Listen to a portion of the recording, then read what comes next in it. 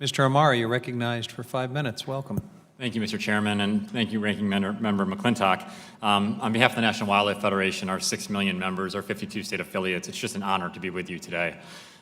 Today's hearing comes at a crucial time.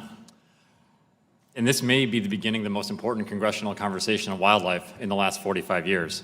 America's wildlife is in crisis.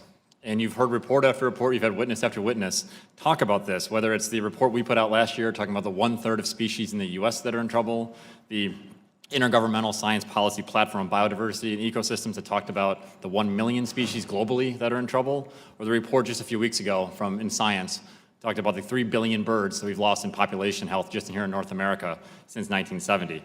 These are the proverbial canary in the coal mine. That's what we're seeing right now. And we're seeing the collapse of species big and small. We're seeing the collapse of big species like moose and caribou, smaller species like grassland birds, frogs and bats, many invertebrates like native bees, monarchs, butterflies, freshwater mussels. And the causes are many. There's habitat loss, degradation, fragmentation. We're seeing disease, invasive species, a rapidly changing climate. We're in the midst of the sixth extinction, as the chairman said, and it affects all sizes and all types of species in all corners of the US. But here's a silver lining.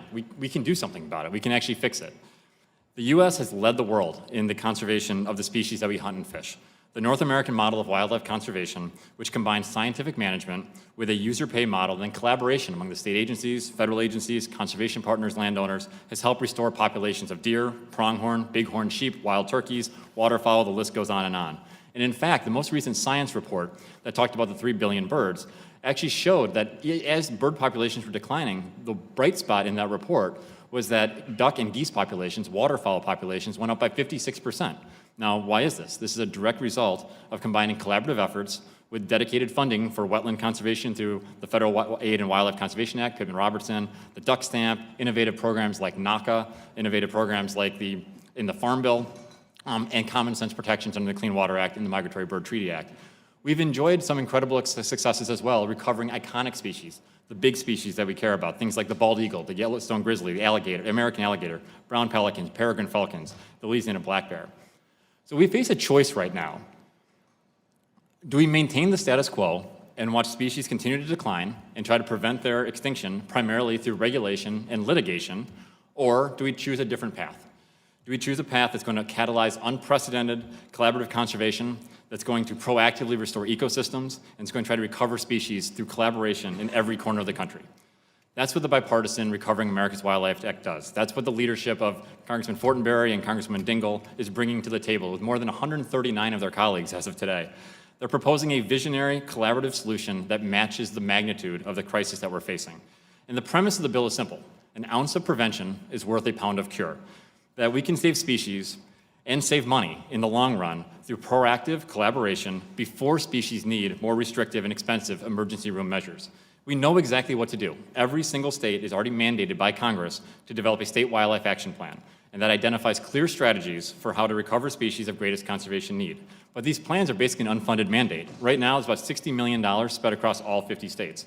The bipartisan Recovering America's Wildlife Act will change this by dedicating $1.3 billion towards collaborative conservation efforts, including $97 million for the tribes. It'll help save the 12,000 species of greatest conservation need, including listed species, by implementing these state wildlife action plans. The Recovering America's Wildlife Act is quite simply the most significant piece of wildlife legislation since the passage of the Endangered Species Act 46 years ago. It marks the best chance that we have to win our race against the clock. The longer we wait to act, the more expensive and the more difficult this crisis will be able to resolve. The second bill you have before you today is the Wildlife Corridors Conservation Act, sponsored by Mr. Byer and Mr. Buchanan. One key to saving species is making sure we increase the abundance and reconnecting their habitat. For wildlife to thrive, they need to make sure wildlife can move across fragmented spaces. They need water and food. They need to make sure they can mate. They need to make sure they can rear their young. Unfortunately, this habitat is often bisected through roads, fences, energy facilities, housing, other barriers. This legislation actually begins to get at this issue in a couple ways. It proposes a voluntary competitive grants program that supports private landowners as well as state and federal agencies. It proposes a voluntary non-regulatory process for identifying priority pathways that we should be more careful about and pinch points. It'll help species from Florida panthers to monarch butterflies. It will help wildlife to migrate and disperse with changing seasons, boost biodiversity, resilience, and safeguard genetic material as species are trying to adapt to a changing climate. The very last thing I'd like to say is that it's not too late to save America's wildlife. The greatest ally of extinction is inaction. By acting today, we can ensure that our children and grandchildren inherit the full symphony of birds, streams that are teeming with fish, grasslands dotted by herds of pronghorn and mule deer. That's a legacy we can be proud of. Thank you so much for the opportunity to testify. We have an opportunity to do something incredibly bipartisan, incredibly smart right now. Thank you very much.